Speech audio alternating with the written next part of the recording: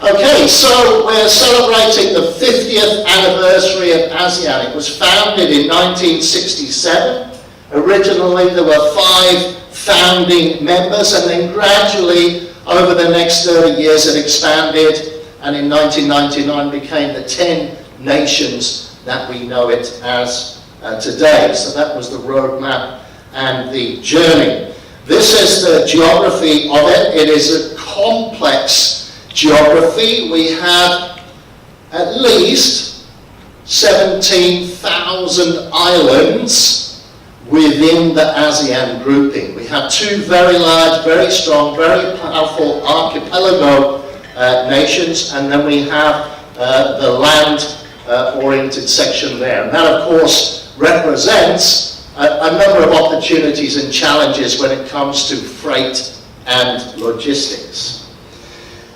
The powerhouse that it has become economically, in fact, the GDP has grown by more than 60% in the last 30 years, I believe. But here's the statistics as they are today from UOB.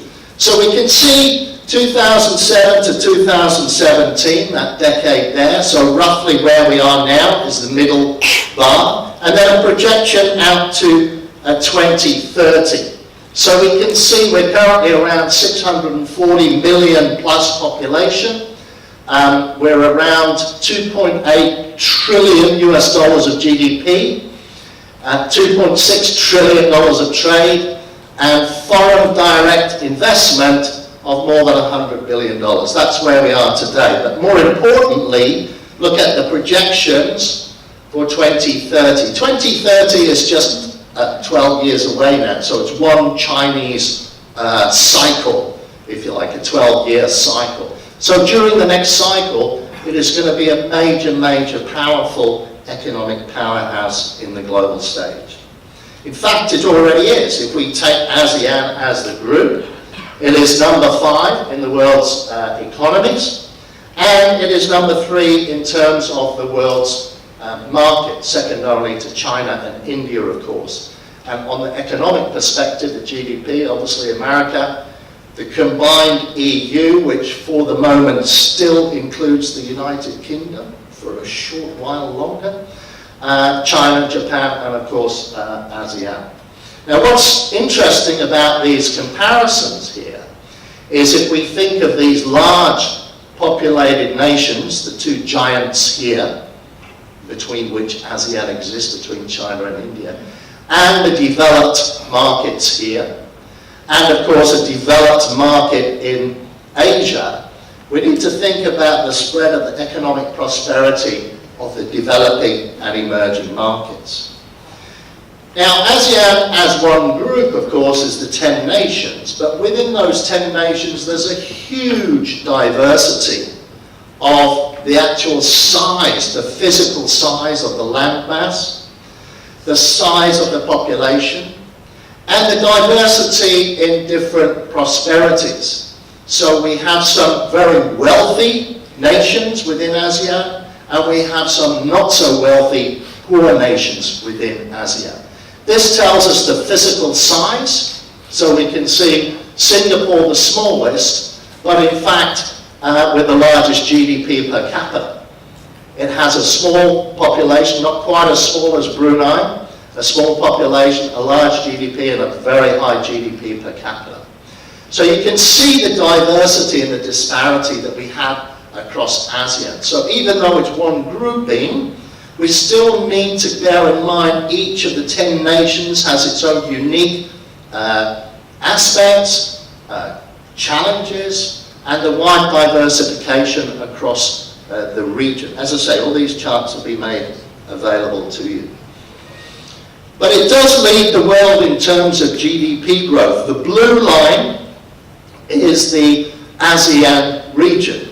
And as you can see there, for the last few years, it has been the highest percentage GDP growth consistently, along with emerging and developing markets in general, outgrowing the developed advanced economies considerably. The orange is the world average, so below average of the world is the advanced economies, and above average is the emerging markets, and then ASEAN at the top, with an average over the last recent years of more than 5% GDP growth.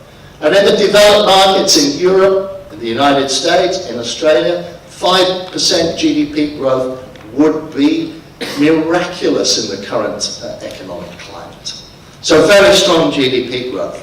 If we break it down by individual country within ASEAN, so you can see we're averaging 5%. This is the prediction for the end of this year. This is the forecast for next year.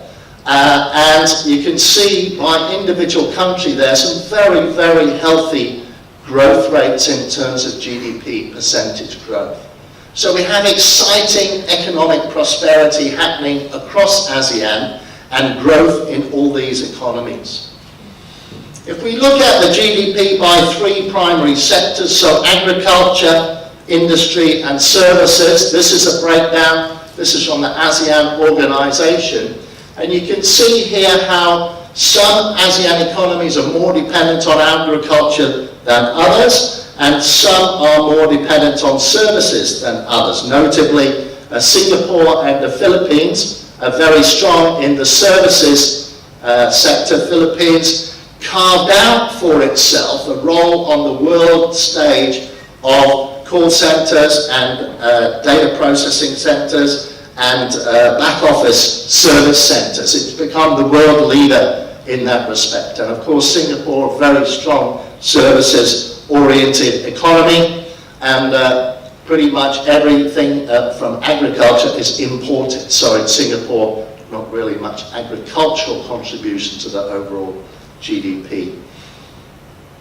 Now, when we look at the progress, even though different ASEAN economies are at different levels and sizes of development, consistently across all 10 ASEAN economies, we are seeing GDP growth. So this is GDP per capita, again, the recent decades, so the last 10 years up until now, from 2007, and then projecting out through to 2030. And consistently across this chart, all of the 10 economies have grown in the decade to 2017 and will continue to grow GDP per capita over the next 12 years. So a very positive overall economic perspective here.